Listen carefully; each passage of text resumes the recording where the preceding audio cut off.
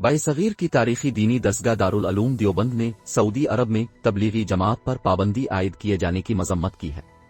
अपने बयान में दारुल उलूम देवबंद के मोहतरम व शेख अल हदीस मौलाना मुफ्ती अबू अल कासिम नुमानी ने सऊदी हुकूमत की जानिब से तबलीगी जमात पर पाबंदी आयद किए जाने पर तशवीश का इजहार करते हुए कहा कि जमात के बानी मौलाना इलियास शेख अल हिंद मौलाना महमूद हसन के शागिर्दों में से थे।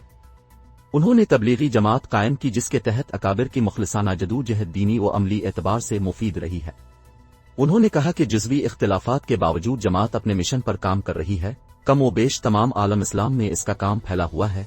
इससे वाबस्ता अफराद और जमात के मजमूई मिजाज पर शिर्क व बिदअत और दहशतगर्दी का इल्जाम कतई बेमनी और बेबुनियाद है। दारुल उलूम देवबंद इसकी मजम्मत करता है और सऊदी हुकूमत से मुतालबा करता है कि वो इस सिलसिले में अपने फैसले पर नजरसानी करे और तबलीगी जमात के खिलाफ इस किस्म की मुहिम से इज्तिनाब करे। ख्याल रहे कि कुछ रोज पहले सऊदी अरब में तबलीगी जमात पर पाबंदी आयद कर दी गई थी। इसके अलावा सऊदी अरब की वजारत मजहबी उमूर ने अइम्मा मसाजिद को तलकीन की थी कि वो जुमा के खुतबों में तबलीगी जमात की बात करें और लोगों को बताएं कि ये दरअसल दहशतगर्दी का दरवाजा है। इस हवाले से मजीद तफसील आप यहाँ क्लिक करके पढ़ सकते हैं।